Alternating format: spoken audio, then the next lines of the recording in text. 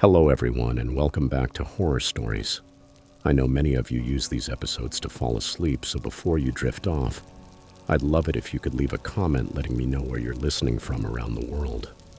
Also, don't forget to like and subscribe if you're enjoying the episodes.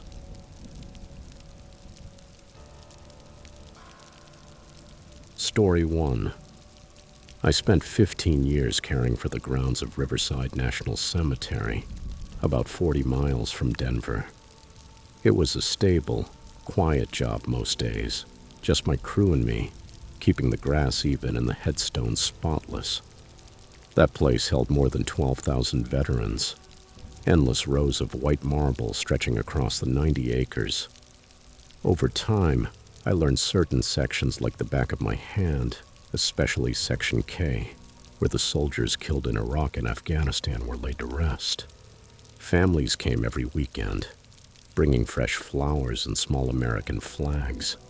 Sometimes they also left photographs wrapped in plastic to protect them from the rain. I took pride in keeping the place dignified and respectful, knowing every detail mattered when people came to honor their loved ones. It all began in early October, right when the leaves turned that burnt orange color. A woman named Janet Brennan came, as she did every Sunday, to visit her son's grave. She always brought white carnations bought at the supermarket. Her son, Private First Class Michael Brennan, had died in Helmand Province in 2012. Janet stayed exactly 1 hour, sitting in a folding camping chair, talking to the headstone as if he were sitting right in front of her. But that Sunday was different. Janet came running toward the maintenance shed, where I was cleaning tools, screaming almost out of her mind because someone had destroyed her flowers. When I walked her back to Section K, I understood what she meant. The carnations looked like they'd gone through a shredder.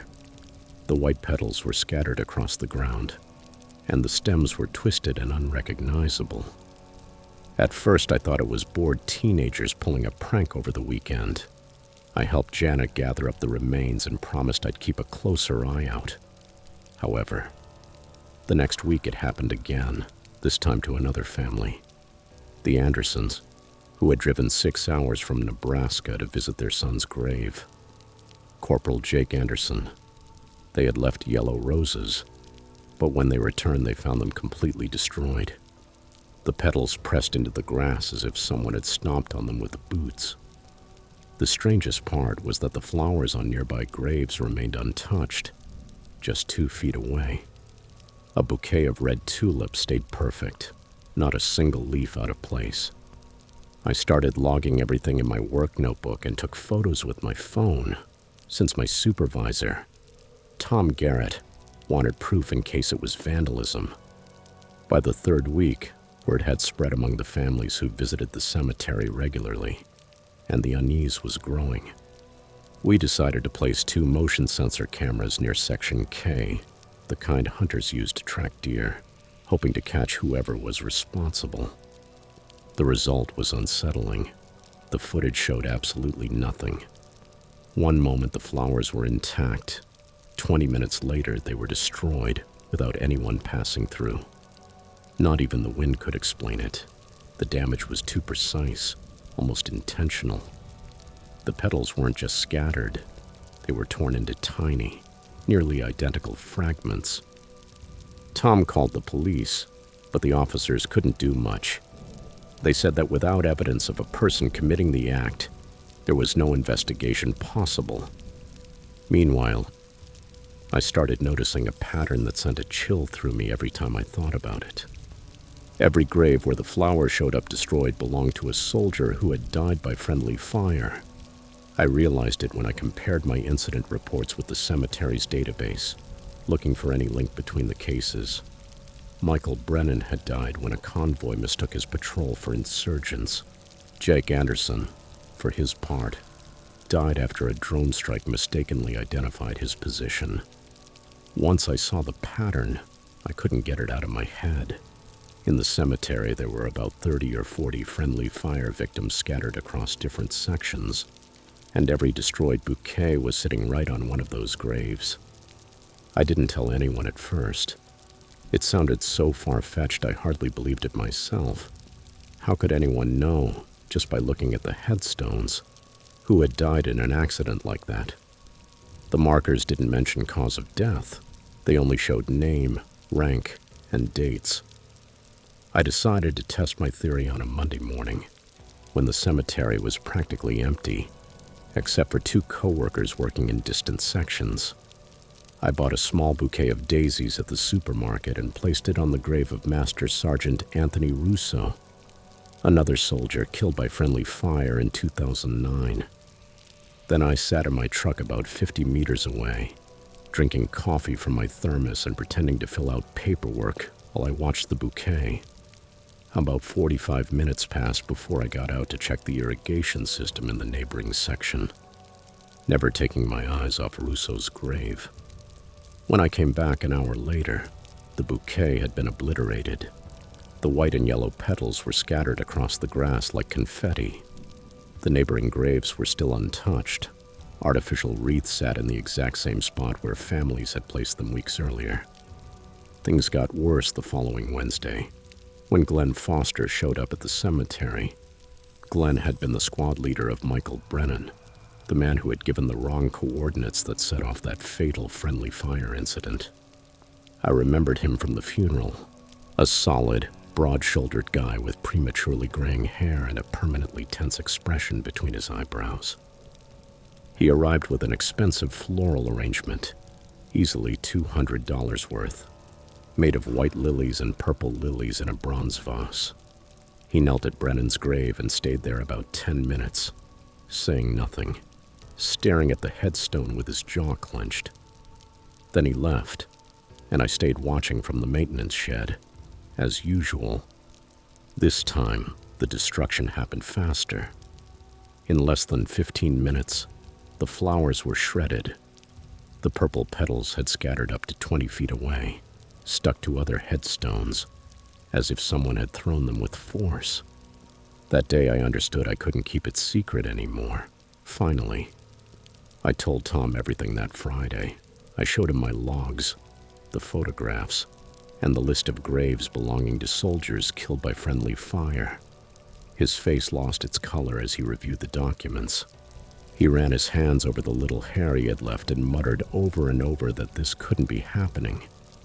We decided to discreetly contact some of the families, starting with Janet Brennan, since she had been the first to experience the incident. When I called her that same afternoon from the cemetery office and explained what I had discovered, she stayed silent for a long time. Then she told me something that left me glued to my chair. She said her son Michael had sent her several emails in the 3 weeks before his death. In them, he talked about the growing tension with the Afghan soldiers after an erroneous attack on an Allied outpost the month before. The situation was so tense that no one trusted anyone. The last email, sent just 2 days before he died, said, "Mom, I'm more afraid of our own people than the Taliban." It chilled me to the bone. That weekend, something different happened. A retired colonel named Walter Hoffman came to the cemetery to visit several graves in Section K. He had been the commanding officer of a unit that lost 3 soldiers to friendly fire in 2011. He carried 3 identical bouquets of red poppies, one for each grave. At each plot, he spent a few minutes, came to attention, and saluted before moving on to the next. I watched him from a distance, pretending to rake leaves. 10 minutes after he left, I walked over to check the flowers. 2 of the bouquets were destroyed, the red petals like drops of blood scattered across the grass. But the 3rd bouquet, the one on the grave of soldier David Yuan, remained intact. I stared for a long time, waiting for something to happen. Then I noticed a detail in the cemetery database.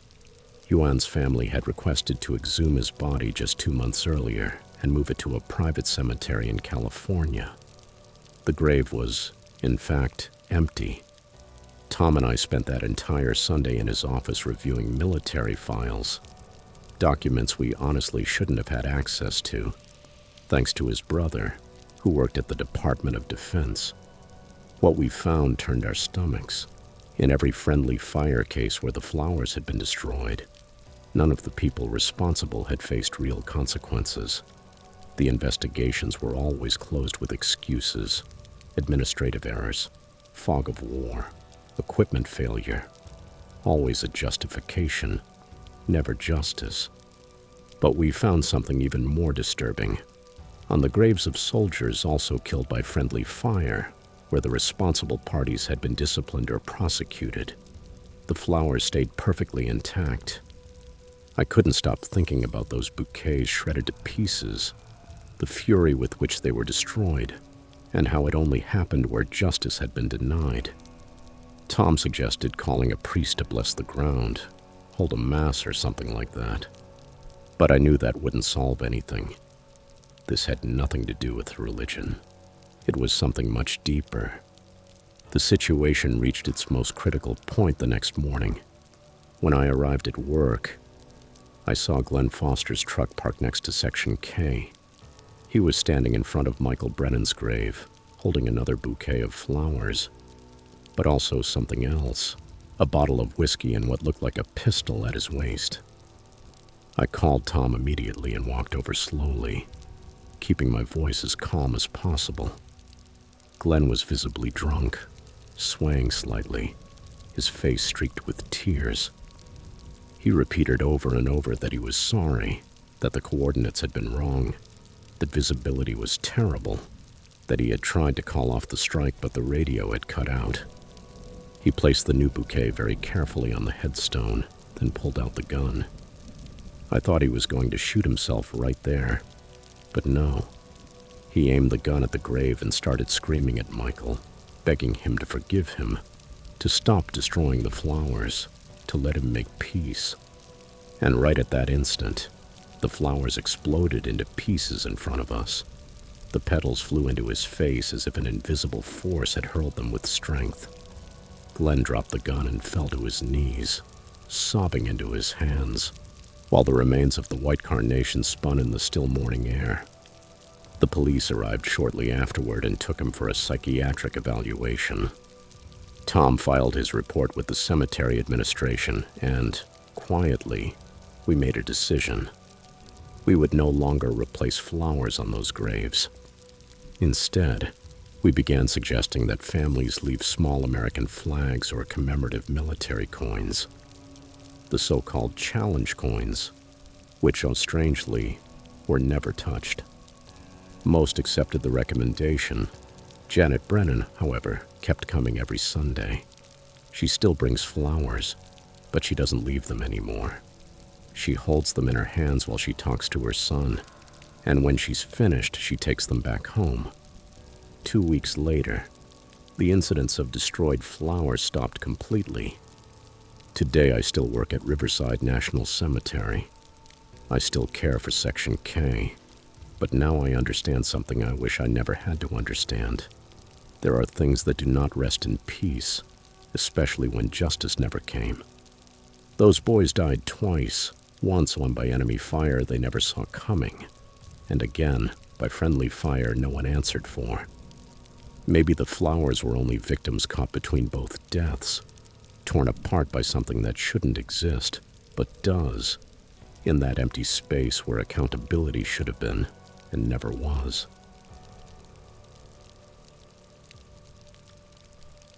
Story 2. Most people think working in a cemetery is creepy, but honestly, after 6 months as a night watchman at Hillrest Memorial, I had already gotten used to the silence.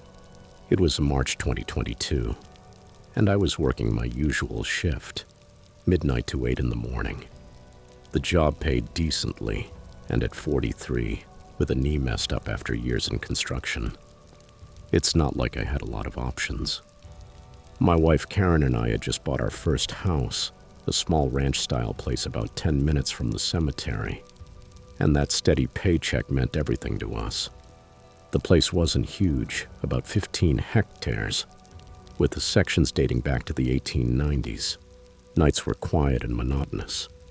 Every 2 hours I did my rounds, checked the gates, made sure no group of teenagers was hiding behind the mausoleums to drink beer or smoke. Typical security job stuff. Nothing that would make the hair on your neck stand up. The first time I heard the laughter was on a Wednesday, around 2:30 a.m. I was in the small security booth near the main entrance, eating a ham sandwich and watching an old comedy on my phone, when the sound came through the window. It was children laughing and clear as day, those giggles you hear when they're playing hide and seek or tag. I could swear it was 4 or 5 different voices, and by the tone, they couldn't have been older than 8 or 9.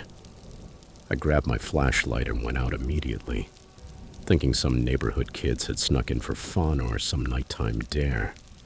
The sound was coming from the newest section, near the oak trees on the west side, but something didn't fit.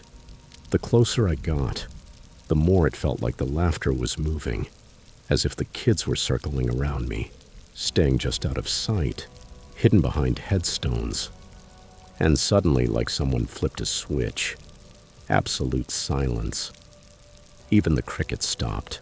When I swept the area with my flashlight, all I found was disturbed gravel around a group of 6 graves, as if someone had been kicking the stones.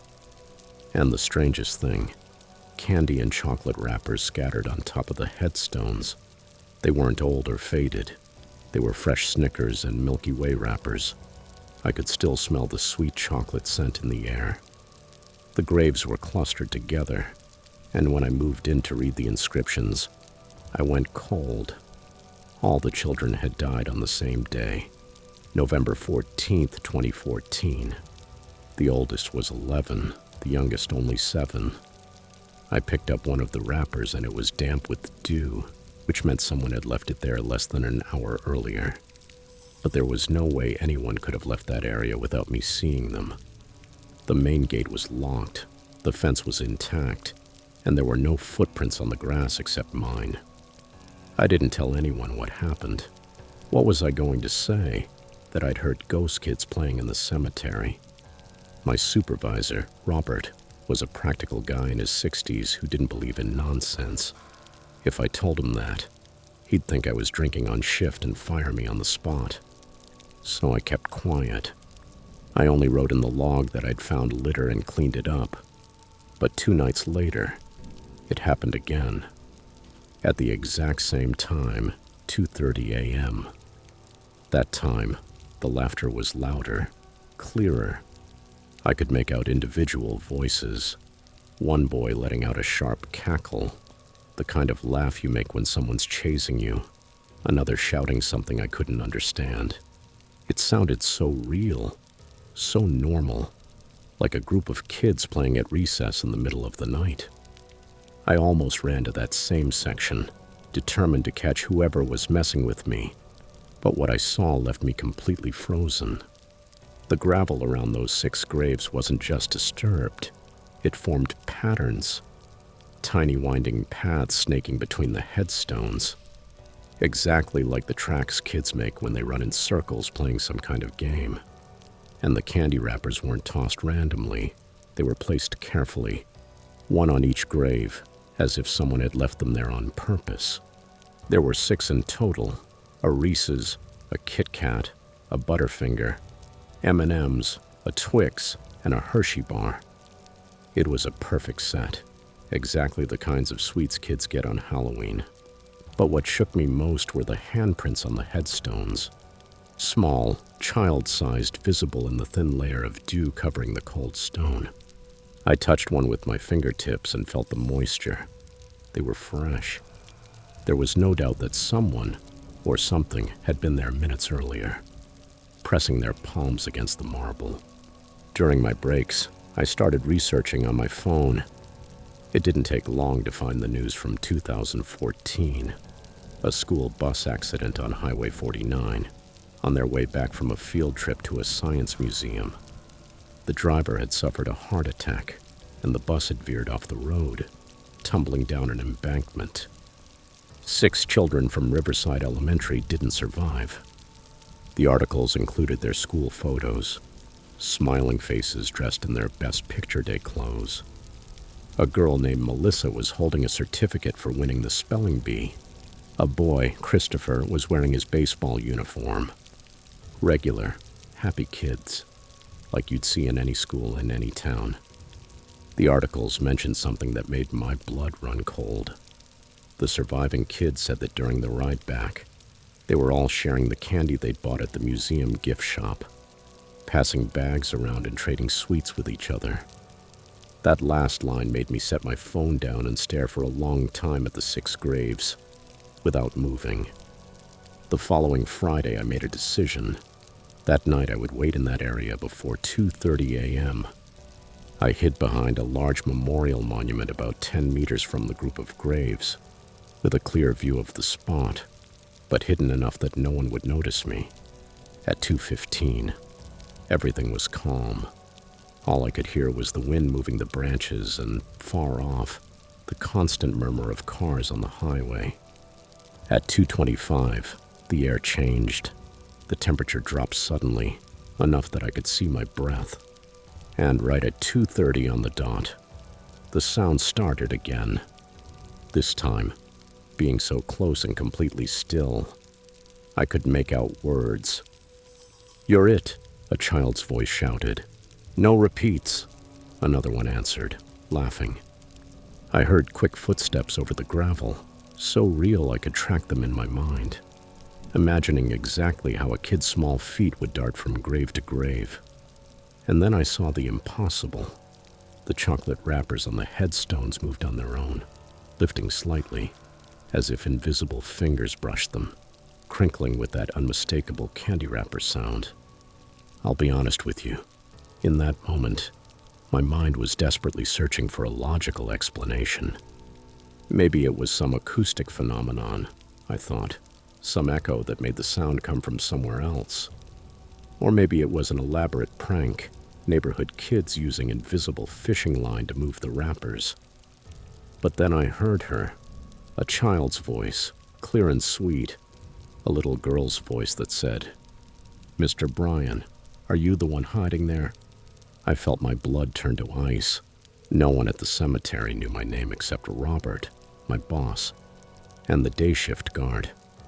I wasn't wearing a badge or a uniform with identification. There was no way someone, human or otherwise, could know what I was called. The voice came again, with an innocent calm that made my skin crawl. "We know you're watching us. We just want to play. We get so bored." And then a second voice, this time a boy's. "We brought candy to share, just like on the bus. Don't you want one?" The wrapper resting on Melissa's grave, the spelling bee girl, the one with the certificate, moved and crinkled sharply, as if insisting I take it. I stood up slowly. My knees ached from crouching so long, but I stepped toward them, one step at a time, never taking my eyes off those 6 headstones. I don't know why I did it. Maybe it was my guard's instinct, that need to confirm things with my own eyes. Or maybe it was plain curiosity mixed with fear.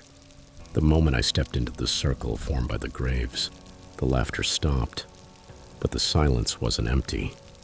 I could hear soft, quick breathing, children breathing. Small lungs pulling air in and pushing it out in short puffs I could actually see forming in front of me, like little clouds in the cold air. A male voice, close to my ear, whispered, "We missed the candy." I jerked my head around, but there was no one there. "Mrs. Patterson used to let us trade it at lunch," the same voice continued, "but now we can't anymore." I looked down and saw something that stopped my heart. Fresh footprints in the gravel. Tiny sneaker prints. Size 3 or 4. Maybe. They hadn't been there seconds earlier. The footprints moved from one grave to another, following a perfect pattern for a game of tag, with points that seemed to mark the bases of the route. That's when I noticed something else. I picked up one of the wrappers from the ground. A Snickers from Christopher's grave, and when I shined my flashlight on it, I saw the expiration date printed along the edge. December 2014. 8 years ago. And yet the wrapper was intact, glossy, new, and it still smelled like fresh chocolate. I checked another one, a Kit Kat. Same story. Expired in 2014, but like it had just been opened. Those wrappers couldn't have survived that long exposed to the weather. They were old and new at the same time. Behind me, I heard footsteps. The light, quick sound of children's sneakers on gravel. I spun around and my flashlight beam lit something else.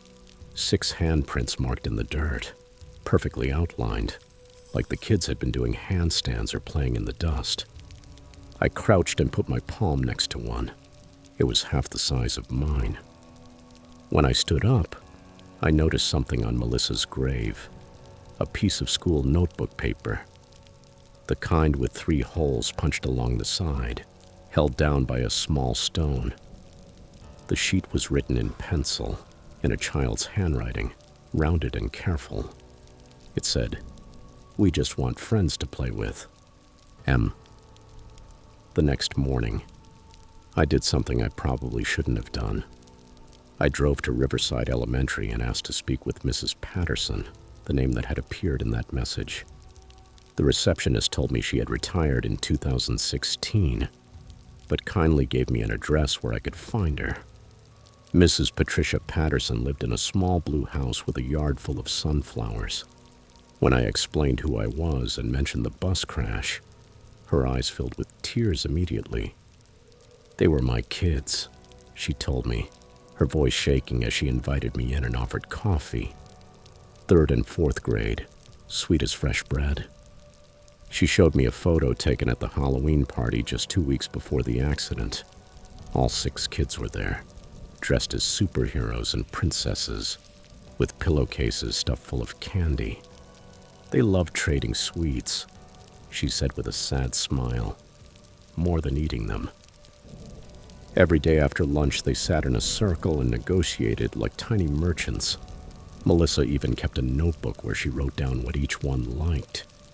Mrs. Patterson stood up, went to a memory box, and pulled out a small composition notebook with corners bent from use. When she opened it, a shiver ran through me. It was the same handwriting I'd seen on the note on the grave, rounded, careful, school kid handwriting. Between the pages were lists like, "Christopher loves Snickers. Madison only trades if there's chocolate." I told her everything I'd experienced in the cemetery. The laughter, the wrappers, the footprints, the voices.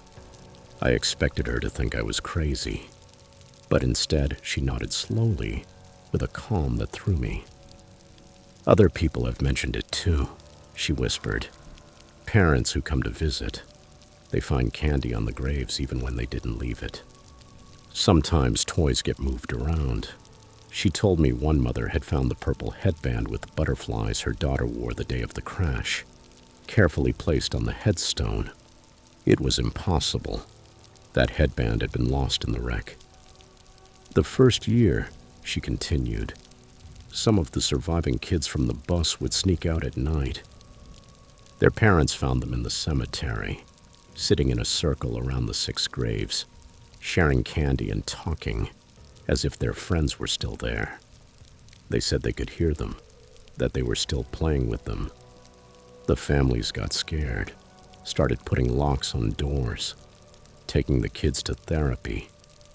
Over time, those nighttime visits stopped, or at least that's what they thought." Mrs. Patterson looked at me then with a mix of sadness and tenderness, the look of someone who has accepted the unexplainable. "Maybe," she said, "they're still waiting for their friends to come back so they can play."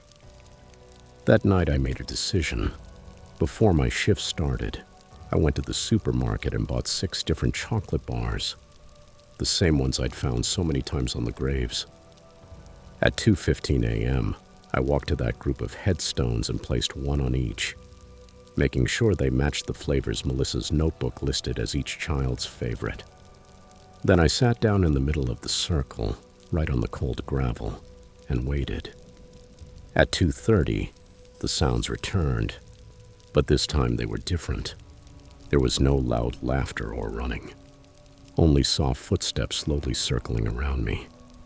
I felt something brush my shoulder, light as a feather. The chocolate wrappers began to crinkle. When I looked, each one was being opened carefully without tearing, exactly the way kids do when their parents tell them to save the wrapper so they don't make a mess. The chocolate vanished, no crumbs, no traces, just the sweet smell in the empty wrappers. I started talking to them. I told them about my day, about the awful stew my wife had cooked that night, about the stray cat that lived behind the maintenance shed. And I swear I heard little giggles, soft, warm, innocent. When I stood up to leave, I noticed something on the ground right where I'd been sitting. 6 small objects lined up in a row. A purple headband with butterflies, a baseball card with Christopher's picture, a pencil with bite marks, a braided string bracelet, a tiny plastic dinosaur, and a folded piece of notebook paper with a gold star sticker, like the ones teachers give. I picked them up very carefully, understanding what it meant. They had made a trade. The children had given me their treasures in exchange for the candy. When I got home that morning, I put those 6 items into a shoebox and stored it on the top shelf of my closet. I still have it. After that night, everything changed.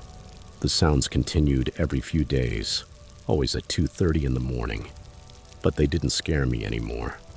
I started bringing more candy, leaving it on the graves, and sitting with them for a while.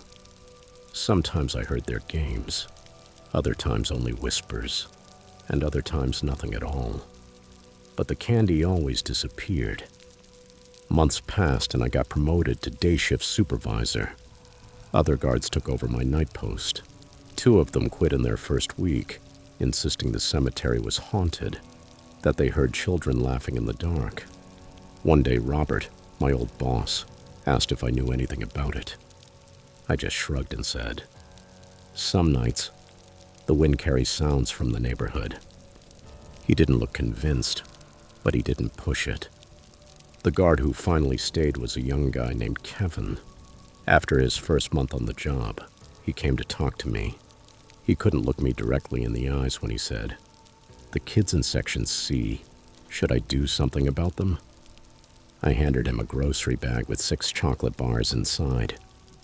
"Leave them on the graves when you hear them," I told him. "They just want someone to remember they were children." Kevin nodded and never mentioned it again. Sometimes, on my days off, I stopped by during the day.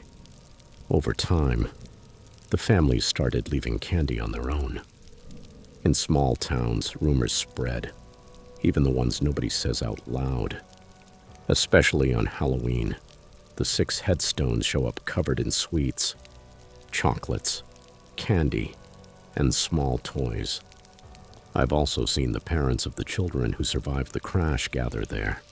They sit in a circle on the ground, sharing memories, talking not only about the ones who died, but also about the ones who did make it home. On November 14th last year, on the anniversary, I found Mrs. Patterson in Section C. She had a bag full of chocolate bars and was carefully placing them on each grave. They were good kids, she told me when she saw me. I guess they still are. We stood there for a long time in silence, looking at the headstones. 2 people who had learned there are things that don't need an explanation, only acceptance. The cemetery doesn't feel haunted to me anymore. To me, it has become a playground. A place where 6 children are still trading candy, shouting, "You're it," and laughing among the shadows. Kids who never got to grow up, but who, somehow, never fully left.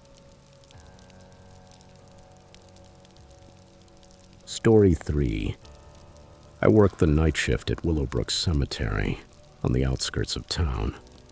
I started about 8 months ago, after the construction company I worked for went bankrupt and I needed a steady income to pay the bills. The job posting said night security and maintenance, but in reality what I do is drive a golf cart, check that the gates are locked, and make sure the new motion sensor lights installed last year are working properly. My shift runs from 10 p.m. to 6 a.m., and to be honest, most nights I spend in the small office near the main entrance, watching Netflix on my phone and doing rounds every couple of hours. They installed LED lights with sensors along the main paths after several vandalism incidents.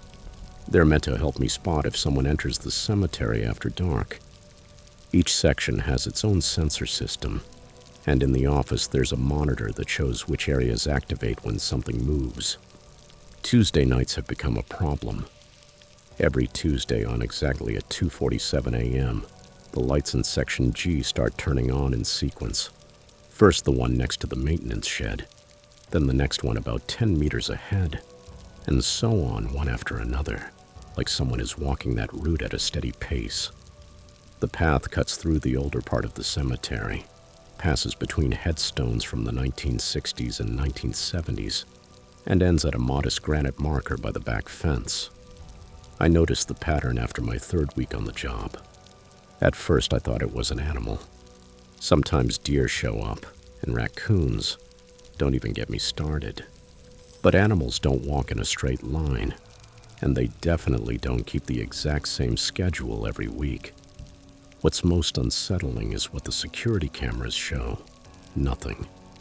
The paths light up empty, casting shadows from headstones and trees, but no one is ever seen.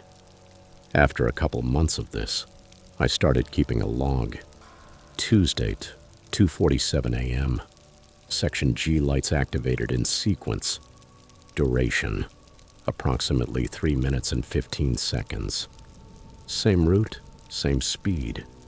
Variation, less than 5 seconds. I tried everything to make sense of it. I checked for underground pipes releasing steam. I looked for automatic irrigation systems. I even hid behind a large monument one Tuesday night, determined to see it with my own eyes. When the clock hit 2:47, the lights came on one by one, that harsh white LED light washing over the path. And I swear on my life there was nobody there, just the sensors reacting to something invisible, moving down the trail like clockwork. The sensors are infrared. They detect motion and heat, sensitive enough to register a rabbit from 6 meters away. So whatever was triggering the system had mass and body temperature, but was completely invisible, both to the naked eye and on the cameras. During downtime, I started digging through old cemetery records, trying to find out if there was anything special about that path or the place where it ended. Most of the graves in Section G belonged to families who lived in town in the 60s and 70s. Teachers, shop owners, ordinary people. But that path that lit up every Tuesday always ended at the same grave. Dorothy Caldwell died in 1973 at the age of 29. Her headstone was simple, just her name, the dates, and a brief inscription. Beloved daughter and sister. Nothing unusual, except that the sequence of lights ended exactly there. Curious. I looked up her obituary in the old cemetery archives. It only mentioned she had died suddenly, leaving behind her parents and 2 brothers. Nothing that explained why her grave was the endpoint of that phenomenon. Still, something bothered me. The time. Always Tuesday and always 2:47 a.m. Why that exact hour? Last week, I decided to go further. I went to the local newspaper archive at the town library. There, the librarian, an older woman named Grace, who'd worked there since the 80s, helped me search through the 1973 issues. We found the article about Dorothy Caldwell's death, and when I read it, everything clicked in the worst possible way. Dorothy worked at the town's old textile mill. The night she died was a Tuesday in November. She had finished her shift and was walking home along her usual route, down Mill Road, past what is now the cemetery's rear entrance, and then along a path that back then was called Carpenter's Lane. She was hit by a drunk driver at 2:47 in the morning. She died instantly. The article mentioned she had walked that same route every Tuesday for 3 years. She left the mill at 2:30 and passed that spot at the same time every week, without fail. The driver was never identified.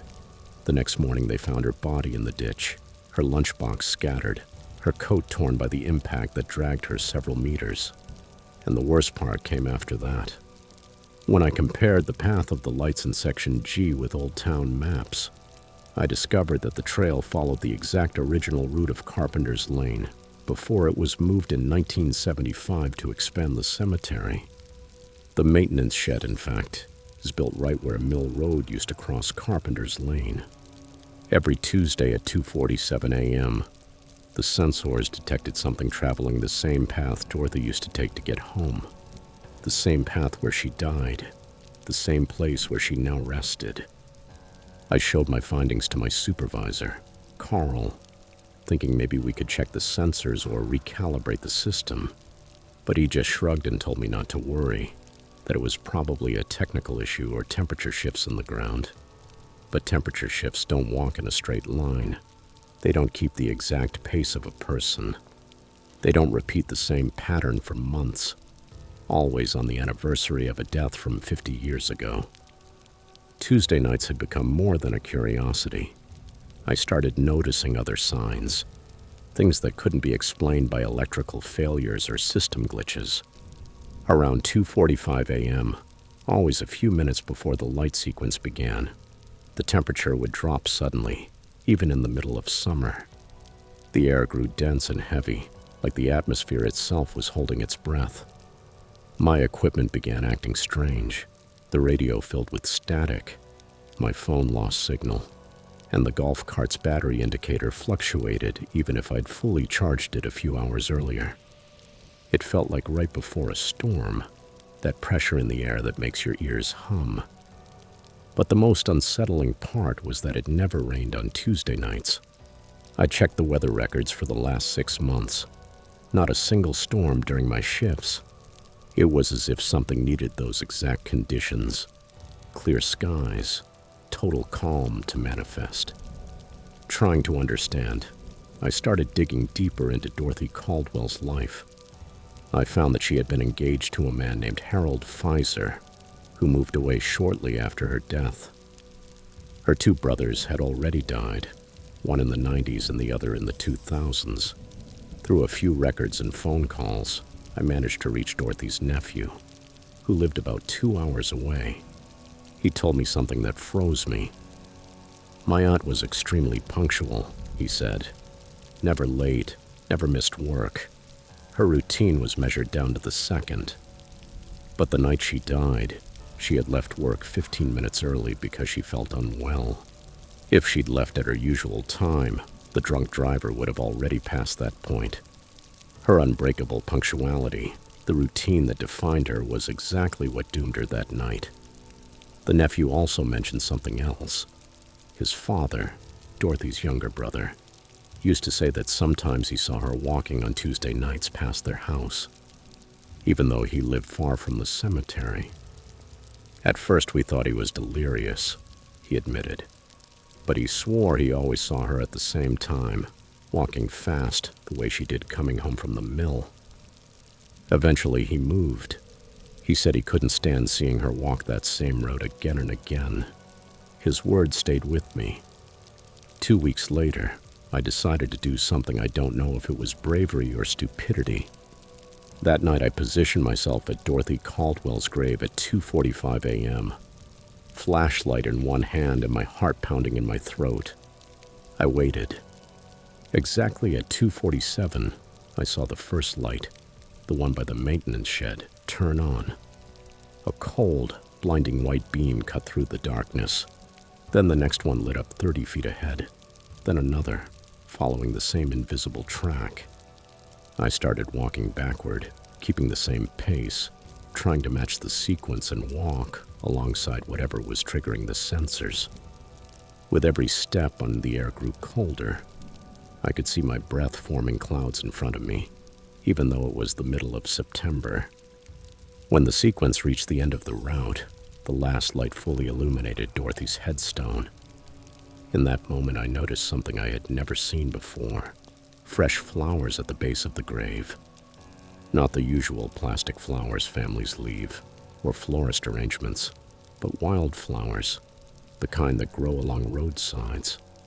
the kind Dorothy might have picked on her way home. The next morning, I asked Carl if someone on the grounds crew had put them there, but he said no, and according to the records, no one in her family lived in town anymore or visited the grave regularly. The following week, I decided to bring a thermal camera, borrowed from my brother, who used it for home inspections. I wanted to see if whatever was triggering the sensors truly had shape, heat, or mass. That night, I arrived early and stationed myself in front of the monitor, camera in hand. When the clock hit 2:47 a.m., the first sensor lit up by the maintenance shed. Through the thermal viewfinder, at first I only saw the deep blue of the path, with a few orange tones where the headstone still held the day's heat. But as each light activated, I saw it, a figure, not solid, just a barely perceptible human outline, made from a subtle difference in the air's temperature. It was like a heat echo, a presence without a body, moving at a constant rhythm, just like a person walking. It advanced following the exact sequence of lights I had logged so many times. It cast no shadow. It reflected no light. It only disturbed the air around it, as if each step stirred an invisible breeze. When it reached Dorothy Caldwell's grave, it stopped. In the thermal view, the figure intensified for an instant. The outline grew more defined, warmer, as if it were standing there looking at the headstone. And then it vanished. It dissipated slowly, like a breath on a cold morning. The lights went off one by one, plunging the cemetery back into darkness. I couldn't sleep when I got home. I replayed the thermal recording in my notes again and again. There was no doubt something was walking that route, repeating an act it couldn't leave behind.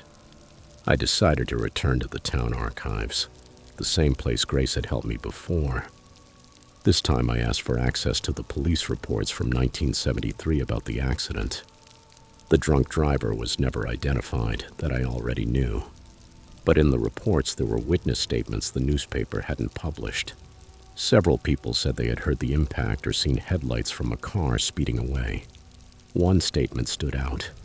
A man named Eugene Watts, who lived near the crash site. He said he suffered from insomnia and had been awake that night. He claimed he saw Dorothy walking, heard the hit, and then saw a dark sedan disappear into the distance. But what no one seemed to notice at the time was who Eugene Watts really was. According to the cemetery's own records, he was the night guard at the textile mill where Dorothy worked. He was the only one who would know exactly what time she left, what route she took, and that she walked alone every Tuesday. The police never questioned why he was awake at that hour, watching out the window at the exact moment of the accident. Eugene died in 1991, and with him went anything he might have known. And by a strange coincidence, if you can call it that, his grave is also in Willowbrook Cemetery, in Section B. Since learning that, I started noticing something new. The lights in that section also flicker some nights, but erratically, no pattern, no direction. As if something unsettled is trying to move, without knowing where to go. The night after I found all that out, I made a decision. I couldn't stay at Willowbrook anymore. I had endured months of doubt, fear, and impossible theories. But after seeing that figure on the thermal camera and reading the old reports, I knew it was time to leave. Yesterday I handed Carl, my supervisor, my 2-week resignation notice. I told him I'd found a daytime job at a warehouse on the other side of town. He didn't look surprised. He just nodded and said, "A lot of night watchmen don't last long at Willowbrook." He didn't explain why, and I didn't ask. My last shift will be this Friday, and I'll admit I'm counting the hours. Still, before I go, I wanted to do something that might give meaning to everything I'd witnessed. Yesterday afternoon, I stopped by a trophy shop downtown and had a small metal plaque made. It wasn't official or part of the job, just something personal. I placed it beside Dorothy Caldwell's grave, at the foot of the gray stone where the lights ended every Tuesday.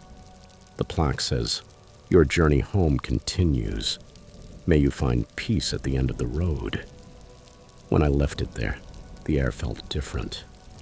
Lighter, calmer, as if the place exhaled after a long time. And right now, as I write this, it's Tuesday again. The clock reads 2:46 a.m. In 1 minute, the usual hour will begin. But tonight feels different.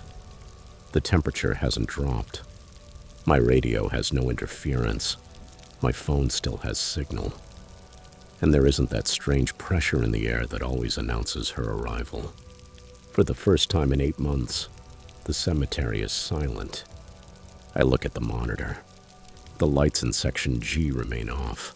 There's no sequence, no invisible footsteps, just stillness. Maybe it's my imagination, an absurd hope, but I want to believe that recognition matters, that sometimes all it takes is to be seen, understood, remembered. The clock reads 2:47 a.m., and for the first time since I started this job, Tuesday night at Willowbrook Cemetery is completely calm. Dorothy Caldwell's road home is finally ended.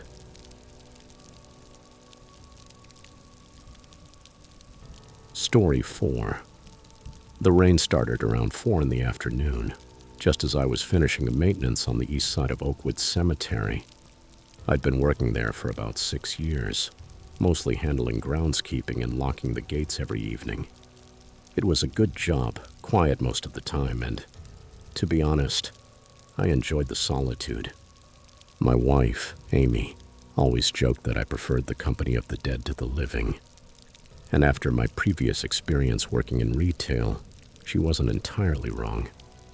That day, in late September, I was alone. My coworker Brad had called to say he was sick. The cemetery covered about 40 hectares, and with the storm getting worse by the minute, I wanted to finish my rounds quickly before the roads flooded. It was close to 6:30 p.m. when, on my way to the main entrance, I saw someone among the graves in the oldest section. Through the sheets of rain, I made out a figure moving slowly between the headstones, stopping now and then as if reading the inscriptions. Technically, we closed at 6, but it wasn't unusual for visitors to lose track of time while visiting loved ones. The man wore a dark coat soaked through and had no umbrella. Something about the way he moved felt strange. There was intention in every step, as if he were searching for a specific grave. I grabbed my flashlight from the maintenance shed and walked toward him, pulling my hood tighter against the downpour. Mud was already up to my ankles in some spots, and I had to watch my footing so I wouldn't slip on the wet grass. When I got close enough, I spoke in a polite but firm tone. "Sir, we're closed for the day. I need to lock the gate." The man didn't answer right away. He stood in front of an old headstone from the 50s, water running down his back. Finally, he turned. He looked about 40, clean-shaven, with a thin scar cutting across his face from his left eyebrow down to his cheekbone. His clothes weren't just wet. They were completely soaked, like he'd been standing in the rain for hours. He looked at me with very pale gray eyes and said, in a calm but strangely firm voice, "I know, but I had to wait until you finished with the Henderson plot." That sent ice through my veins. I'd spent most of the afternoon working in the Henderson family section, trimming hedges and replacing flowers. No one else had seen me.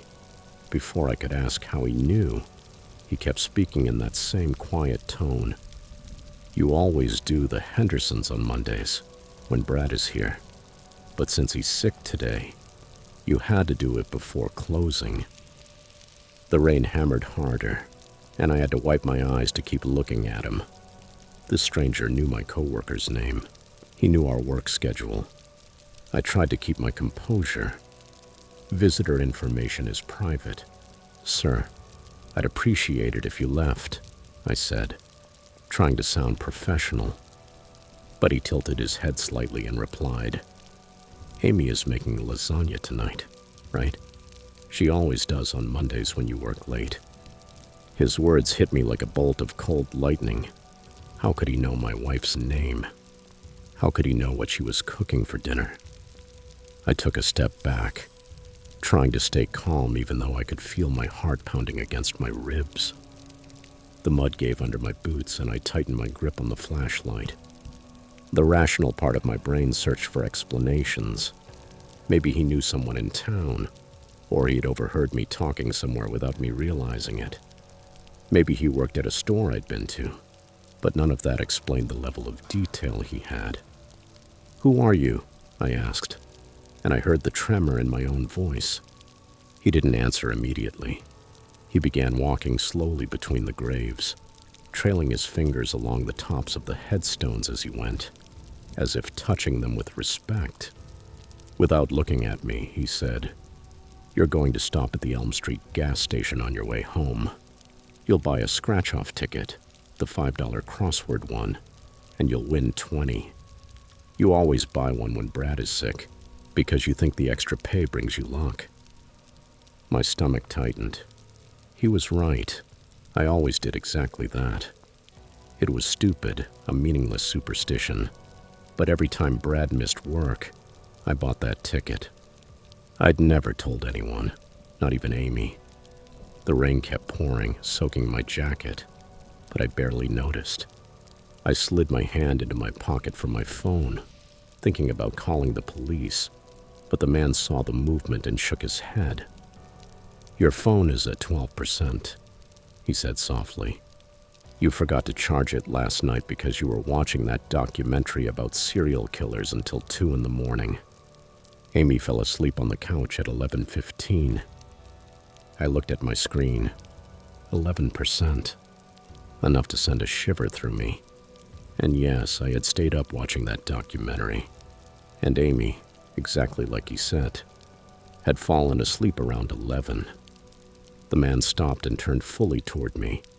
Dark hair hung over his forehead, plastered down by the rain, and water dripped from his chin.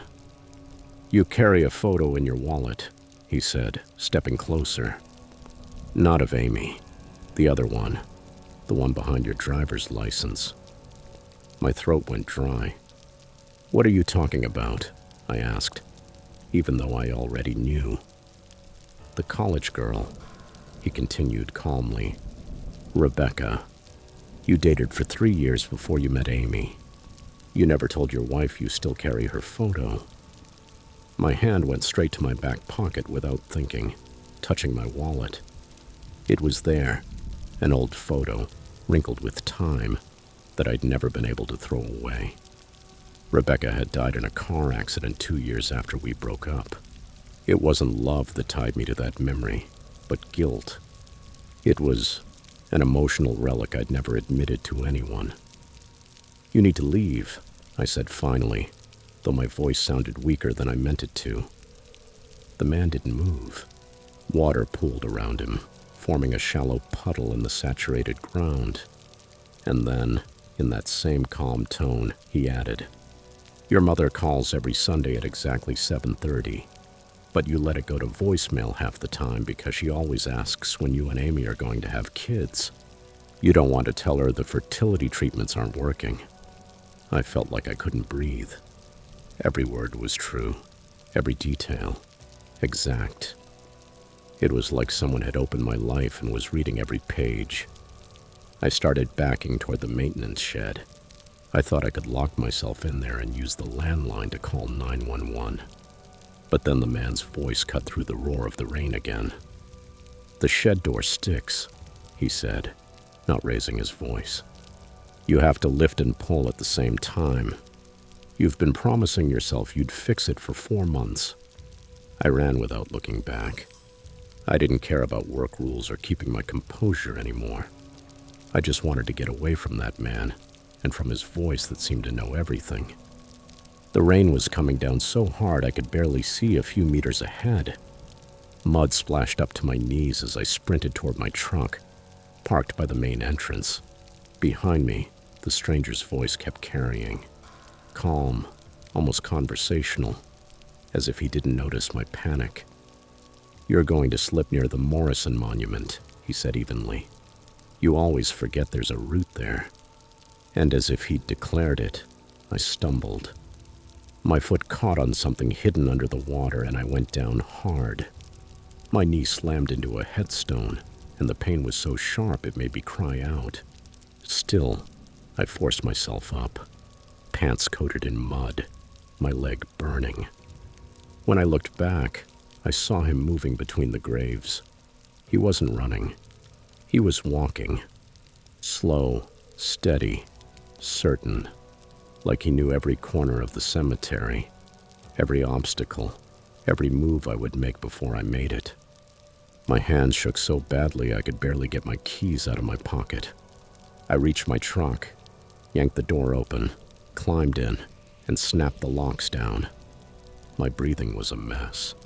I stared through the rain-smeared windshield, and there he was, about 6 meters away, standing still, watching me. I turned the key and the engine roared for a second, and then the man lifted his hand and raised 3 fingers. 1, 2, 3. He began lowering them slowly, one by one. When his last finger went down, the engine died. The silence was so sudden that all I could hear was the rain hammering the roof. I twisted the key again, frantic, but the engine didn't respond. Nothing. The man walked up until he was beside my window. His face was drenched, his gray eyes locked on mine. He spoke loudly enough that I could hear him through the glass. "The alternator," he said. "It's been making that high-pitched noise for 3 weeks. You were planning to take it to the shop on Saturday." I sat frozen. It was true. The truck had been making that metallic whine for days, and I already had an appointment scheduled that weekend. The stranger pressed his hand against the window, and I could see every line in his palm outlined by the water and the fog inside the vehicle. His expression shifted. He no longer looked threatening, but sad, almost compassionate. "I'm not here to hurt you," he said, his voice low and heavy. "I just needed you to understand that someone is always watching, always knowing." A knot tightened in my throat. "You're going to go home tonight," he continued. "You're going to hug Amy, and you're not going to tell her any of this. You're going to fix your truck, come back to work, and pretend it never happened." He paused. The sound of the rain filled the space between us. "Because if you don't..." He left the sentence unfinished. He only slowly pulled his hand away from the glass, leaving a perfect print in the fogged window. Without another word, he turned and walked away, moving back between the graves until his silhouette disappeared into the darkness and the curtain of rain. I turned the key one more time without hope, and to my surprise, the engine started immediately, as if nothing had happened. The rumble of the truck felt almost comforting, even though I was shaking so hard I could barely keep my hands on the wheel. I sat there for a few seconds, breathing hard, staring through the windshield in case the man came back. But there was no one. Only the rain falling without mercy, drumming on the hood and the glass, while my headlights lit up an empty cemetery. Finally, I put the truck in gear and drove out of there without looking back. The road to the exit was slick, covered in puddles, and the wipers could barely keep up. I don't know why I did it, but when I passed the gate, I turned onto Elm Street, heading for the gas station. Maybe it was an irrational impulse, a need to test whether what the stranger said was real. I went inside, still soaked, and bought exactly what he'd mentioned, a $5 scratch-off, the crossword one. I stood there under the harsh white counter lights while water dripped from my jacket onto the floor. I took a coin and scratched the boxes one by one, trembling. When I finished, the result left me breathless. $20, exactly what he had said. I walked out of the store without saying a word. The air smelled like wet asphalt and gasoline. My heart was pounding so hard I could hear it in my ears. I drove home almost on autopilot. When I arrived and the porch lights were on, and the smell of fresh-baked lasagna hit me as soon as I opened the door. Amy was in the kitchen, smiling when she saw me drenched. "Everything okay?" she asked, drying her hands on a towel. "You look like you've seen a ghost." I hugged her tightly, so tightly it surprised her. "It was just a long day," I murmured. We ate dinner in silence. I barely tasted anything. Amy talked about ordinary things, work, a new show she wanted to watch, but I hardly heard her. My mind was still in the cemetery, in the rain, with that voice that knew everything about me. That night I didn't sleep. Every sound put me on edge. The tick of the clock, the creak of the floor, the wind against the windows. Over and over I convinced myself someone was outside, watching. But whenever I looked out the window, there was nothing. Days passed, then weeks, 8 months since that night, and I never saw the man again. But sometimes I find things that make me doubt he really left. A flower placed on a grave I just cleaned, when no one else was around. Fresh footprints in areas I just raked. Small traces, signs that someone is still there, moving in silence, over time. What happened that night started to feel almost like a dream, though I never managed to convince myself it was. Every time something unexplainable appeared, a flower, a footprint, a tool moved out of place, I felt that same chill crawl up my spine, the same one I felt under the rain when that man spoke to me for the first time. I started looking for answers. I checked every cemetery record, visitor names, entry times, maintenance reports, even the security camera footage near the main entrance. Nothing. No image, no record, no strange movement. I thought maybe a nearby business camera had caught something, so I spent part of my savings to hire a private investigator. I asked him to review traffic footage, the area around the cemetery, anything. 2 weeks later, he called. He hadn't found a single thing, not a trace of that person. It was as if he had never existed. And yet, he knew things about me no one else could have known. Details too personal, too specific. My mind toyed with possibilities.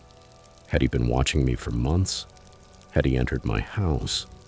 Hacked my phone? But none of those options explained the impossible. It didn't explain how he knew what Amy was cooking, or about Rebecca, or about my mother, or how he predicted every one of my movements exactly. Since then, I've kept working at Oakwood. I lock the gates every night, do my rounds, and try not to think too much. I haven't seen him again, but sometimes, when I walk through the oldest sections and the wind moves through the trees, I feel like I'm not alone. I've learned not to ignore the signs. A freshly cut flower where there shouldn't be one. Boot prints that aren't mine. The faint sensation of being watched from a distance. Sometimes I wonder why he chose that night to reveal himself. Why he wanted me to know he exists. Maybe it wasn't a warning. Maybe it was a reminder that there's always someone watching, someone who knows more than we think, and that some presences don't need to harm us to make us understand something. I don't know who that man was, or what exactly he was. I only know that since that night, every time I lock the main gate and hear the padlock click, part of me expects to see him again, in the rain, among the headstones, watching in silence. And even though I'd never admit it out loud, I think he's still there.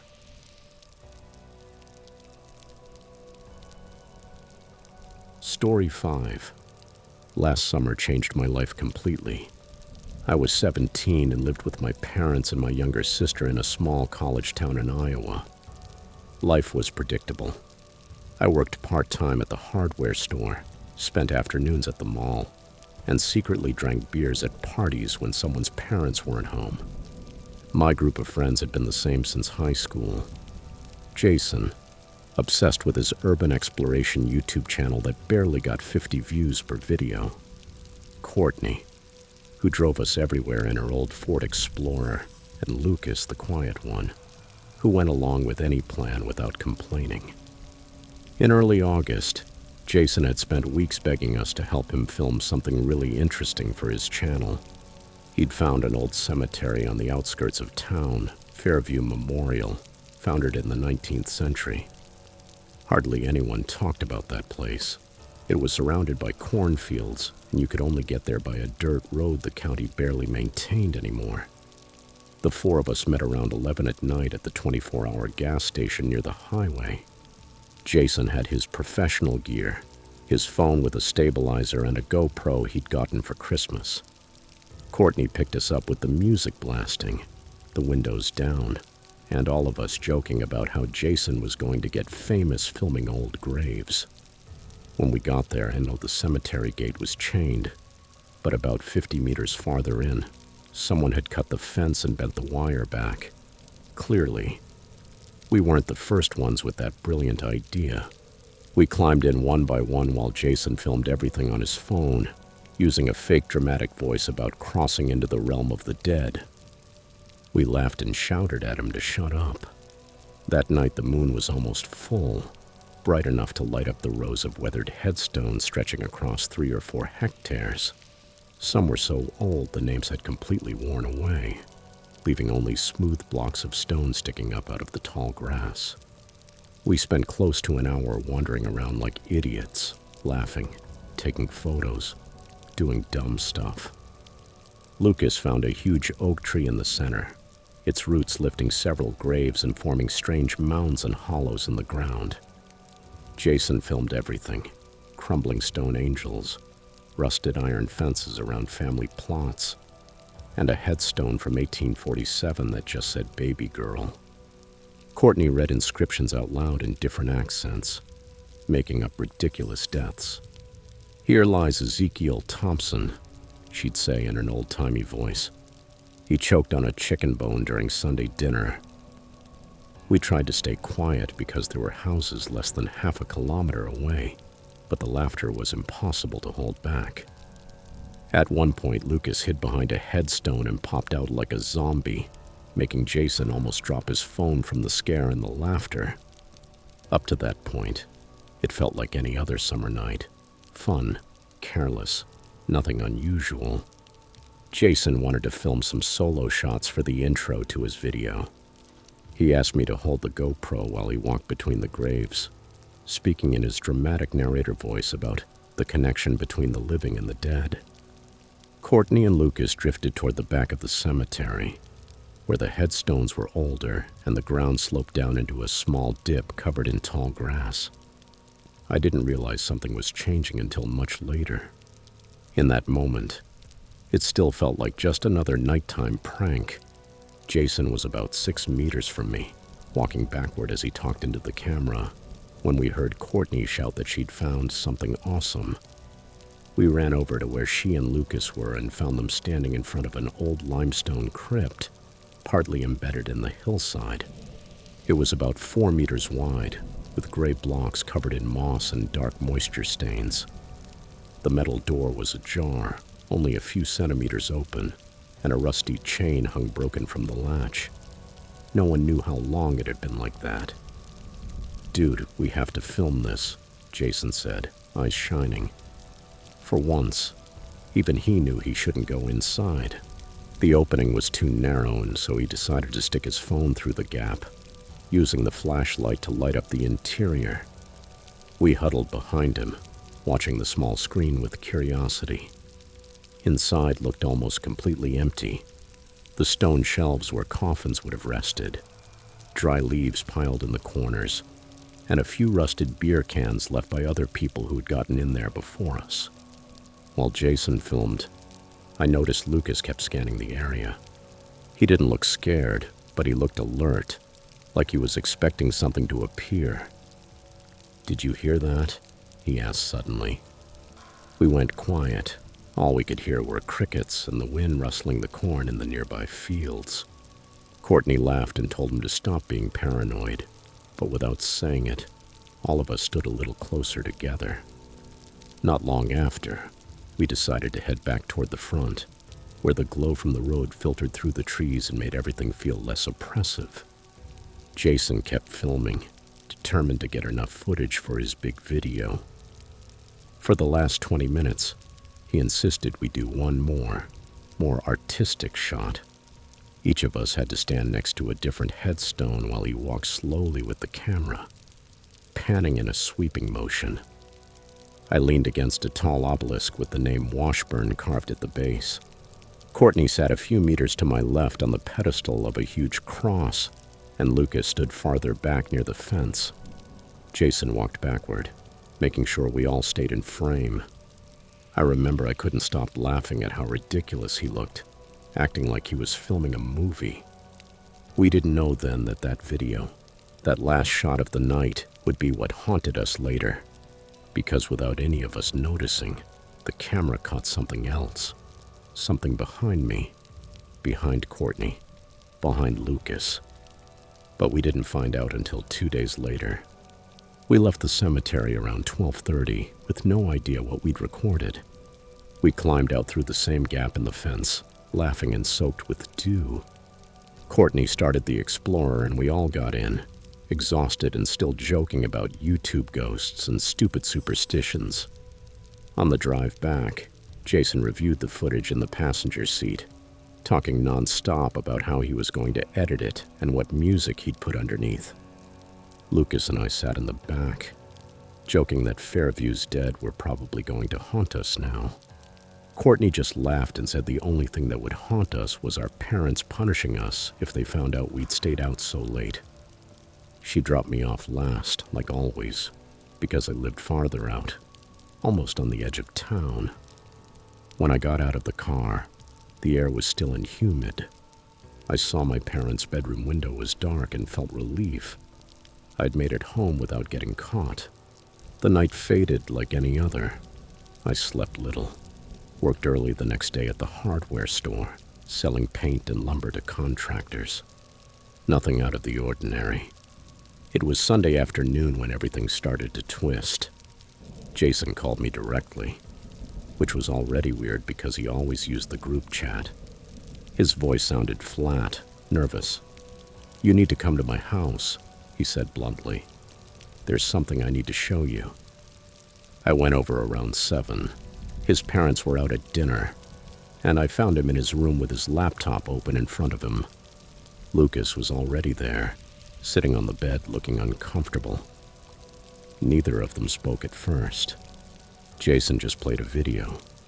It was the clip of us climbing through the gap in the fence, laughing and acting stupid.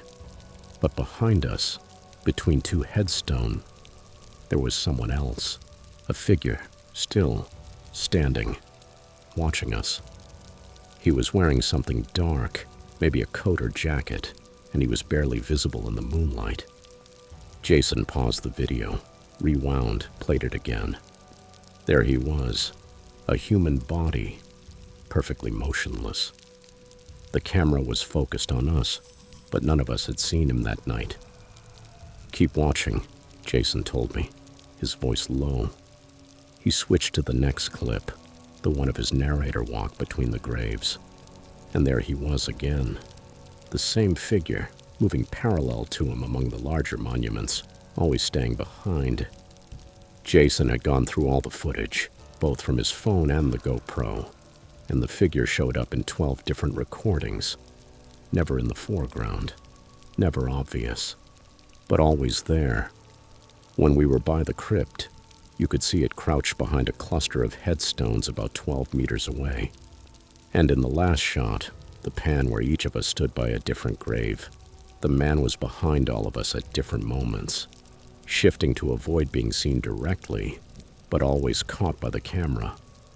The worst clip, though, was one I had recorded myself. While I was holding the GoPro and talking with Jason, you could see, in the background, only 3 meters behind me, a middle-aged male figure in a dark jacket and jeans. His face, though blurry, was clear enough to tell he was looking straight at me. Not at the camera, not at Jason. Jason zoomed in as much as he could, but it got too pixelated. Even so, there was something in his expression, something inexplicably aware. We called Courtney and told her to come over right away. She arrived about 20 minutes later, her face already pale just from the tone of Jason's voice on the phone. When we showed her the videos, she went silent. We played the clips one after another, and she was the one who noticed something we'd missed. In the recording where she's reading inscriptions out loud, there's a moment where she spins around suddenly, thinking Lucas is behind her trying to scare her. But in the video, you can see Lucas is more than 6 meters away, looking at other graves. And then we understood. It hadn't been Lucas. In the background, right as Courtney turns, the figure is stepping toward her. It moves toward her back, and when it notices her turning, it quickly ducks behind a headstone, disappearing from the frame. Courtney clapped a hand over her mouth, horrified. I felt it, she whispered. I felt someone right behind me. We spent over an hour going through every clip frame by frame. It was like that person knew exactly where the cameras were. Every time Jason turned his phone, the figure shifted out of the viewing angle. Whenever we moved, it moved too, always keeping the distance, following us without being noticed. In one shot where Lucas pretends to be a zombie popping out from behind a grave, you can see the figure standing right behind where Lucas had crouched just seconds earlier. If Lucas had looked back before standing up, he would have been face to face with it. The room went completely silent. All you could hear was the laptop fan humming. No one knew what to say. Lucas was the first to break it. "We have to call the police," he said. That guy could still be lurking around. But what were we going to tell them? We had trespassed into the cemetery at night, and all we had were videos of someone else who was, technically, also in a public place. Jason couldn't decide whether to delete everything or keep it as evidence. Courtney kept repeating that something felt wrong the moment we got there. We watched one last clip, the ending, when we were leaving. Jason lowered the phone as we walked toward the gap in the fence. In the video, in the background, you can see the figure following us, about 10 meters back, walking slowly, hiding behind monuments whenever one of us looked over his shoulder. And right before the clip ends, when Jason lowers the phone completely, you can just barely see the figure speed up, like it was going to follow us out of the cemetery. Then Courtney remembered something that made all of us go cold. When we got back to the car that night, she had to adjust the rear-view mirror because someone had moved it. We'd thought Lucas bumped it getting in, but he got in on the other side. That meant someone had been right next to the car, close enough to touch the mirror, maybe looking inside, maybe testing the doors. And we never knew. For a week, if nothing happened, no strange messages, no calls, no weird noises at night. We convinced ourselves, or tried to convince ourselves, that it had been a coincidence, that the guy had just been there by chance. But the next Friday, Courtney found something that made us doubt everything again. She called me early in the afternoon, her voice shaking. "You have to come see this," she said. When I got there and she was standing by her Explorer with the passenger door open, she was holding a crumpled receipt, yellowed by moisture. "I found it under the seat," she explained. "It's not mine." I took it. It was a gas station receipt from the same place where we'd met the night of the cemetery. Date, Friday, 11:47 p.m., right while we were inside the cemetery, filming among the graves. The purchase: 1 coffee, 1 disposable phone charger. Nothing else. We stared at each other without speaking.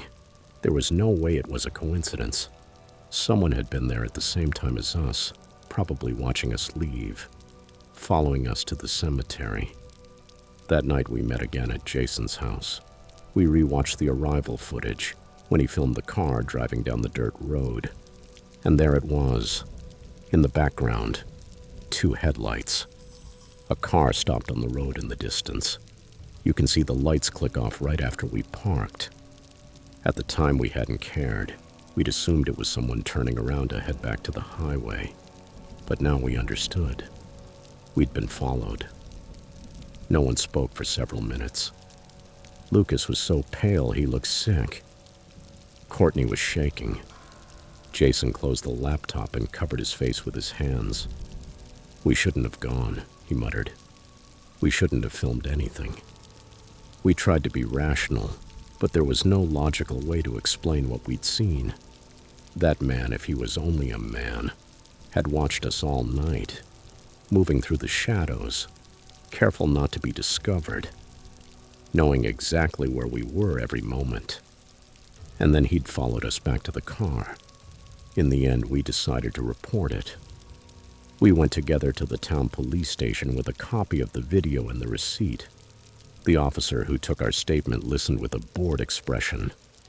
When we explained we'd entered the cemetery at night, all he said was, "Then you were where you weren't supposed to be." Still, he took notes, reviewed the material, and promised he'd take a look. They never called us back. Not a single update. Over time, the immediate fear turned into a kind of quiet obsession. I couldn't stop thinking about that figure that kept appearing in the videos. Always behind us, always the same distance away, always watching. Sometimes I wondered if it was just someone who enjoyed watching, someone who didn't want to hurt us. Yet, I tried to forget it, but it was useless. There were nights when I woke up convinced someone was standing outside my window, staring through the curtain. I never saw anything, but the feeling wouldn't go away. Jason deleted almost all the files except one. He said he wanted it to remind himself never to do something like that again. Courtney sold her Explorer 2 weeks later. She couldn't stand getting into the car knowing that guy had been that close. Lucas stopped hanging out with us after that. He became withdrawn, quiet, like something inside him had broken. Months passed, and the whole thing became a secret nobody talked about. But every so often when I drive past the old road that leads to Fairview Memorial, that feeling comes back, that something is still out there in the cornfields watching. I think about the headlights that went out, the footsteps we never heard, the camera that recorded what our eyes didn't see. And I wonder if, right now, that person is following another group, waiting in silence just outside the frame, in the dark, waiting to be seen again.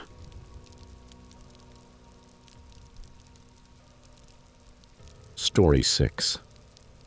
The July heat in 2016 was unbearable in our small town in Montana, the kind of days when the asphalt bubbles, the air shimmers over the road, and even breathing feels heavy. I was 17, and I spent almost all my time at my friend Connor's house because his parents had central air conditioning, and mine didn't. We'd been friends since middle school, 2 misfits brought together by skating, and the need to find something interesting to do in a place where the most exciting thing was the corn festival every summer. Connor had red hair so unruly that even liters of gel couldn't tame it, and freckles covered his arms. That Thursday afternoon, we were sprawled on the floor of his basement, scrolling on our phones without much purpose, when he suddenly sat up with that look that always meant trouble. "Dude, do you know the old Greenwood Cemetery? The one off Road 84? He asked, showing me his phone. "The one with the abandoned funeral home next to it," I replied. He nodded with a nervous grin. On the screen, Connor had pulled up an urban exploration forum where people posted photos of the place, headstones covered in ivy, crumbling mausoleums, and in the background, a huge, peeling Victorian mansion, the old funeral home. Everyone in town knew about that site. The cemetery was still used, but only for families who already had reserved plots, 1 or 2 burials a year, nothing more. The funeral home, though, had shut down 5 years earlier after a financial scandal involving the owner, and since then hardly anyone went near it. "We should go tonight," Connor said, with that mix of excitement and challenge I knew so well. The idea was stupid, dangerous even, but boredom in that town was worse than any fear. So before I thought too hard about it, I heard myself say, "Okay." We made the classic teenage plan. Tell our parents we were sleeping at each other's houses, the oldest trick in the world, and one that always worked. Both families trusted us and had no reason to suspect anything. That night, around 11:45, I slipped out through my bedroom window. I walked the 8 blocks to Connor's place, where he was already waiting on the curb with his dad's flashlight and a backpack full of snacks, like we were going camping. The walk to the cemetery took about 40 minutes, following the main road until it turned into an older, unlit stretch bordered by endless fields. Every so often a car passed, but otherwise all we heard were crickets and the wind in the tall grass.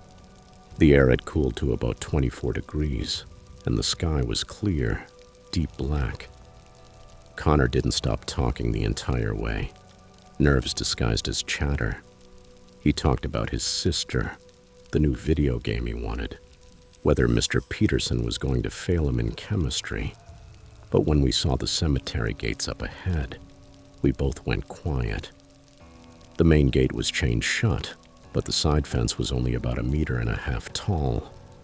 Decorative iron with spikes on top that looked dangerous, but spaced wide enough to squeeze through. We climbed over. The cemetery stretched much farther than it looked from the road.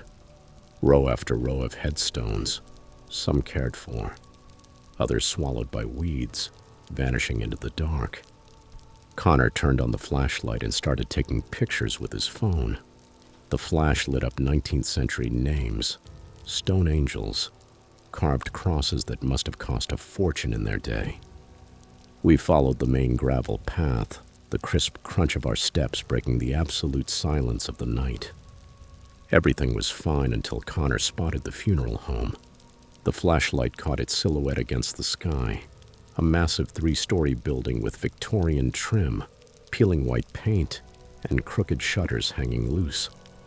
The wraparound porch was half collapsed on one side, and the roof beams looked ready to give way. Connor aimed the flashlight at the first-floor windows. Some were boarded up, but others had been broken long ago, and the black opening swallowed the light like nothing could reflect inside.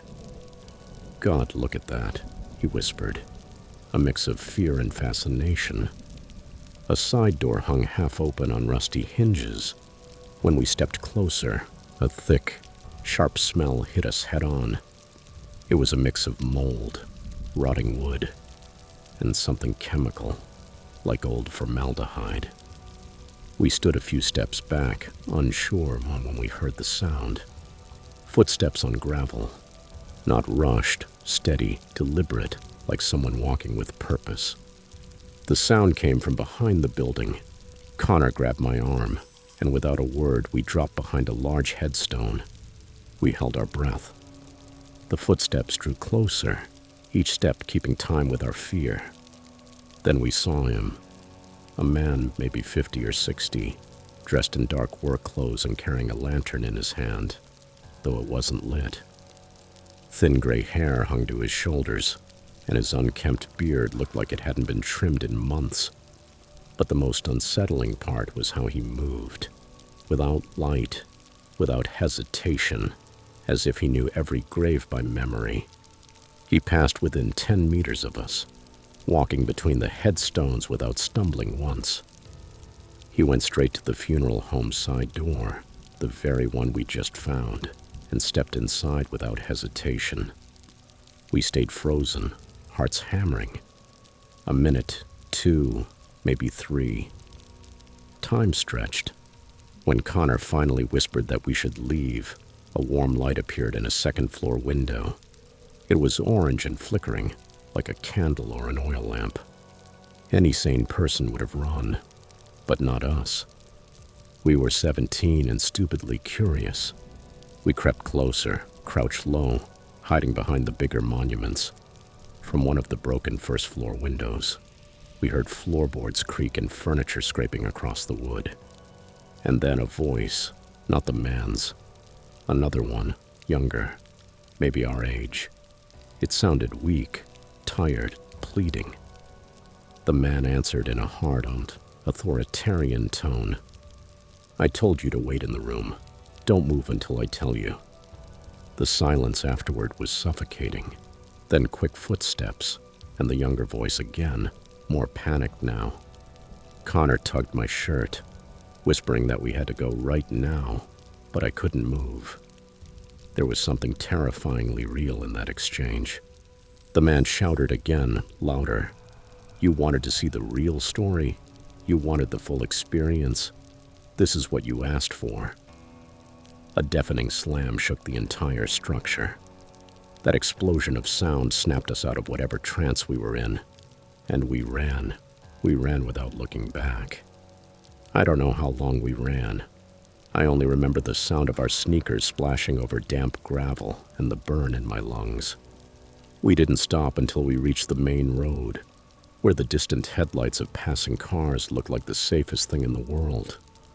We bent over, hands on our knees, gulping air. Connor was pale even in the dark, eyes wide, staring back toward the cemetery like he expected the man to follow us. "We have to call the police," he said between gasps. I nodded, but then I thought it through. With what story? We were two teenagers who had climbed a fence to explore a cemetery at midnight. Who would believe us? And we didn't even know what we'd really heard. It could have been two drifters, or ghost hunters like us, or people arguing about anything. I tried to convince myself of that, but something in me knew it wasn't. The younger voice sounded too distressed. The man's tone was too controlled, like he enjoyed having power over whoever that was. We walked back fast and silent, jumping at every shifting shadow and every passing car. The walk back felt endless. We got to Connor's house close to 2 in the morning. We sat on his porch steps, drenched in sweat and dust, not speaking for nearly an hour. We both knew we weren't going to sleep. Eventually, we agreed we'd think about it the next day. But the truth is, neither of us slept at all that night. The next day, around noon, my phone rang. It was Connor. His voice was shaking. "You need to come to my house, now." When I got there, he was in the dining room in front of his laptop. The screen showed the local news site. The headline stopped my heart. "Police search for missing college student, last seen in the Granite Falls area." The article was about Wesley Huang, a 19-year-old studying photography at the State University.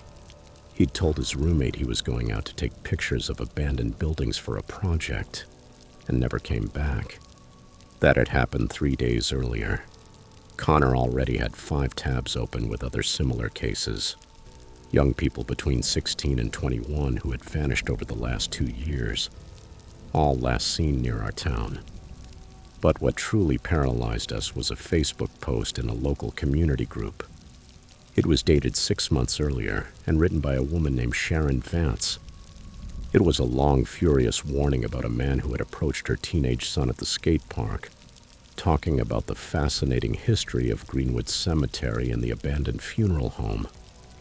He offered him a private nighttime tour to get the authentic experience. Sharon attached an image from her doorbell camera, taken when the man came to her house to look for the boy after he refused.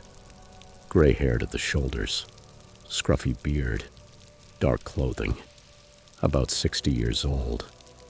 It was the same man we'd seen that night. Connor kept digging for similar posts, and what he found was even worse. In that same community group, there were at least 7 different warnings, all describing the same man. Long gray hair, unshaven beard, always dressed in dark clothes, hanging around places where teenagers gathered. The skate park, the mall parking lot, even the 24-hour diner off Route 84. In every story, he repeated the same pitch. He claimed to be a local historian passionate about funeral rituals and Greenwood's history. He offered private nighttime tours, saying he showed things the normal public never got to see. One parent, James Novak, commented that he'd filed a formal complaint after the man approached his daughter Kelsey and her friends at a gas station, but police couldn't do anything because he hadn't committed a crime. The guy had introduced himself by name, Richard Toomey. He said he was writing a book about rural funeral practices in the United States, but Mr. Novak had looked him up online, and what he found was chilling. There was a Richard Toomey from Illinois who had served 8 years in prison for kidnapping and unlawful restraint in 2003. The photos were old and pixelated, but the face was the same. The shape of the chin, the nose, the sunken eyes. He'd been released in 2011, and after that he'd vanished off the radar. Connor and I sat in silence in front of the screen. My stomach was in knots, a mix of fear and guilt. We had been just meters away from that guy. For the next 2 hours, we kept digging, jumping from link to link, falling deeper into a black hole of information. Connor found an archived news story from 2015 about the same place. It said the funeral home had been broken into multiple times since it closed, with evidence that people had lived there temporarily. Reports mentioned old mattresses, food scraps, and signs of fires. Police supposedly sealed the building, but clearly not well enough. Suddenly, I remembered, with a jolt, the younger voice we'd heard that night. It didn't sound surprised. It sounded resigned, like someone who had been trapped there for a while. Wesley Huang had been missing for 3 days. We looked at each other and knew what we were both thinking, even without saying it out loud. Connor picked up his phone. "I'm going to call 911, he said. I asked him to wait. If we gave our names, we'd have to admit we'd trespassed into the cemetery. Our parents would lose it, and the police might not even believe us. But then Connor opened Wesley's Facebook profile. He was just a normal kid. Big smile, a university hoodie, surrounded by friends. Suddenly it stopped being a headline and became real. Connor dialed. Connor took a breath and, with the steadiest voice he could manage, trying to sound older, he spoke to the 911 operator.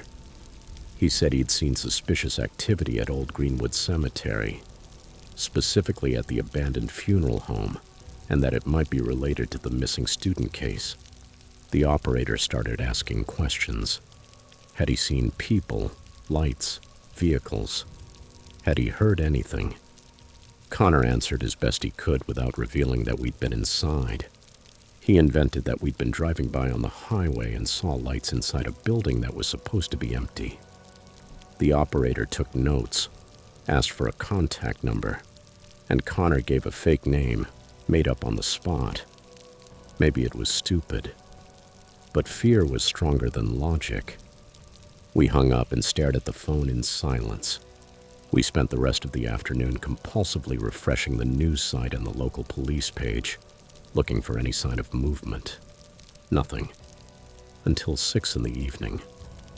A post appeared on the police department's page. Police activity in the Greenwood Cemetery area closed to the public. It didn't say much, but it was enough to freeze us in place. An hour later, another update appeared. This time the words took our breath away. Missing college student found alive.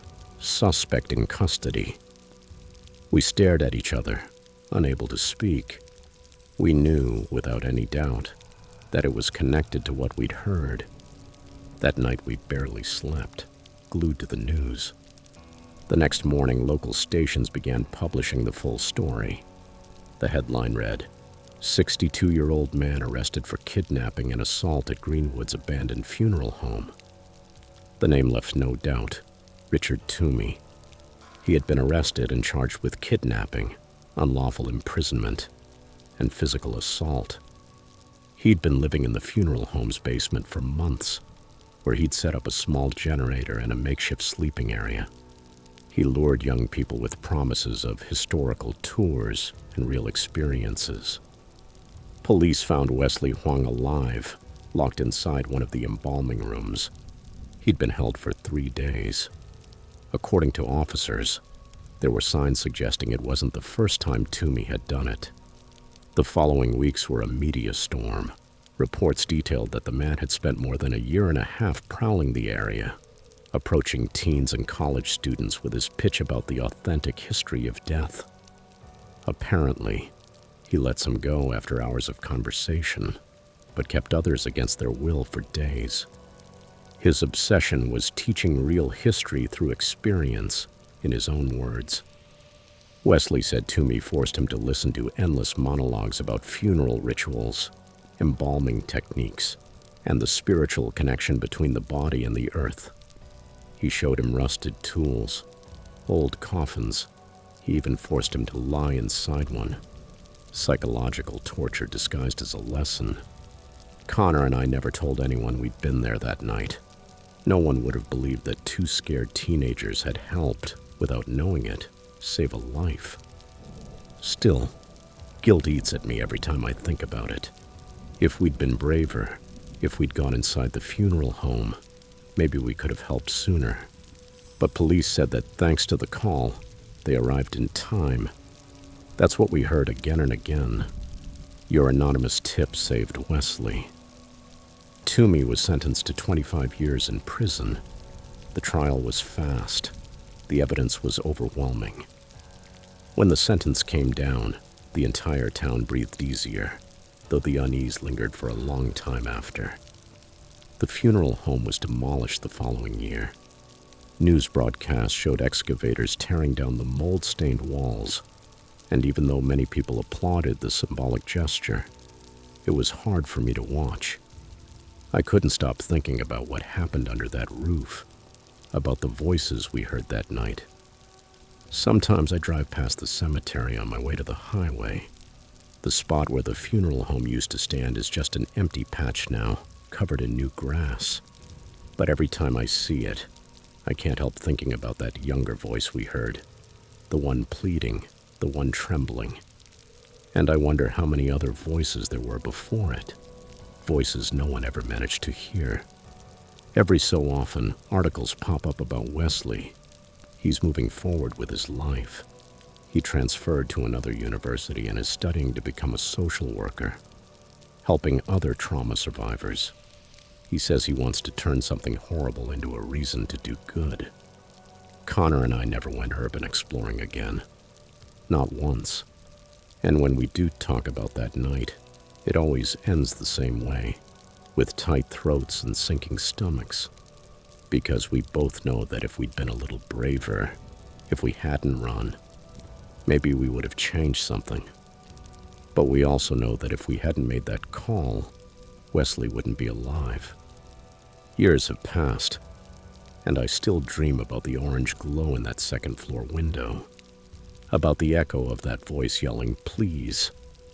Some nights I wake up sweating, convinced I can hear footsteps on gravel again, that slow rhythm that will follow me forever. And even though I try to tell myself it's over, the truth is nothing ever ends completely. Every time I pass Greenwood, the air feels colder, heavier, like the past is still breathing under the ground. I don't know if it was luck, fate, or pure coincidence that we were there that night. But one thing I do know, since then I've understood that the most real horror doesn't need ghosts. Sometimes it carries an unlit lantern and walks among graves with a calm smile, looking for its next story to tell.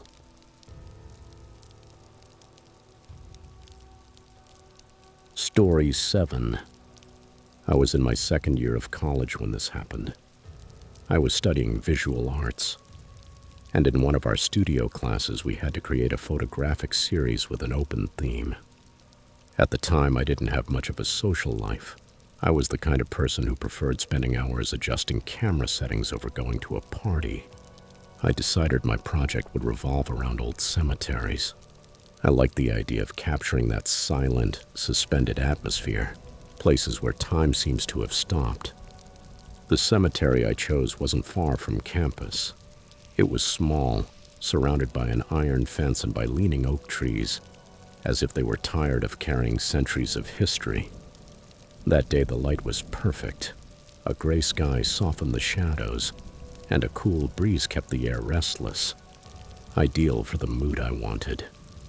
I set up near a row of crooked headstones, carefully focusing to capture the texture of the stone and the moss climbing over the inscriptions. My backpack was beside me, stuffed with lenses, filters, and a cheap thermos of coffee. Everything was normal. Just me, my camera, and the silence. After a while, I paused to review the first shots.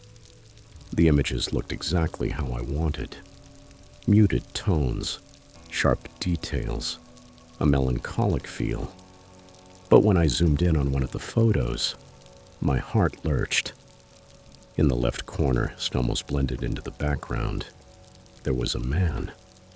He wasn't near the graves I'd focused on, but farther back, under one of the oak trees. His posture was strange, too upright, too rigid. I couldn't make out his face in the shadows, but his silhouette was clear.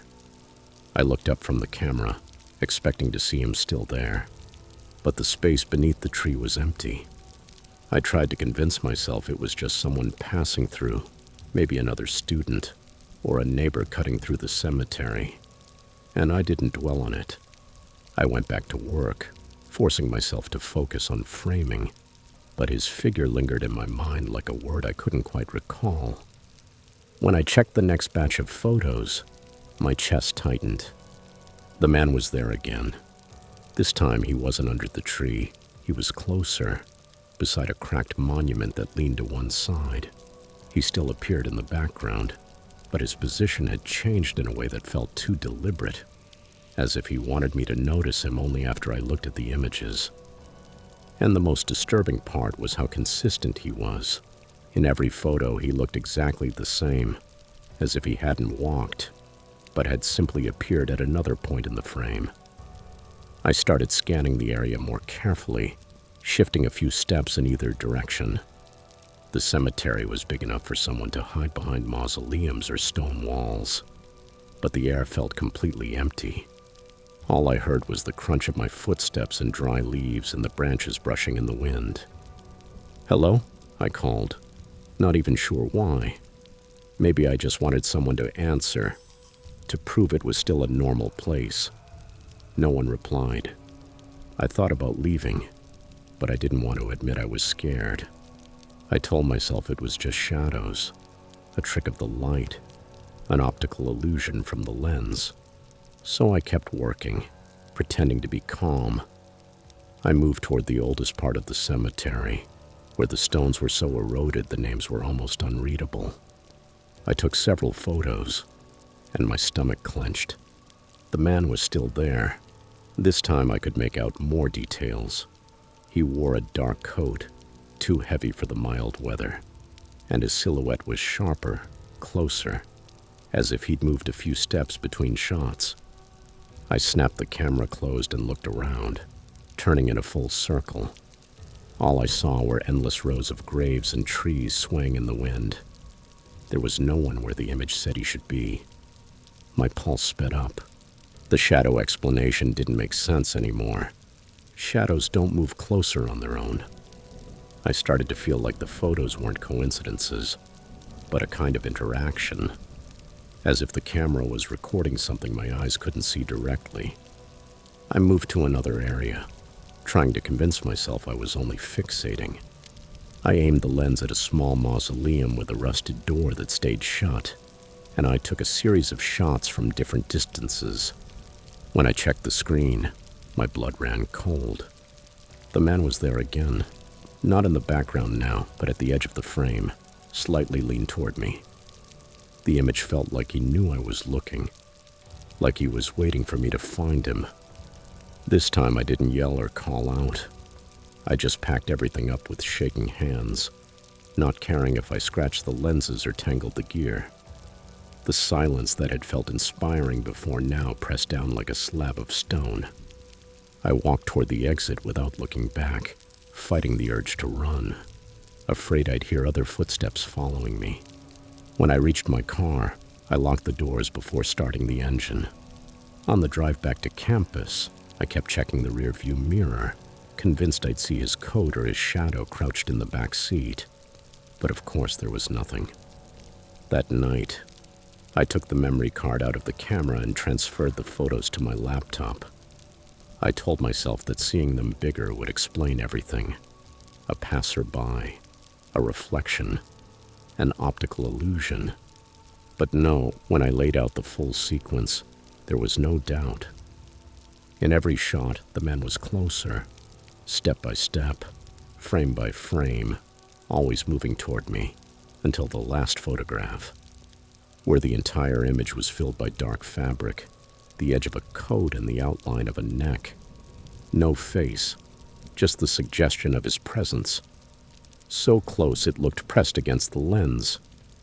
I deleted every file. I never went back to that cemetery.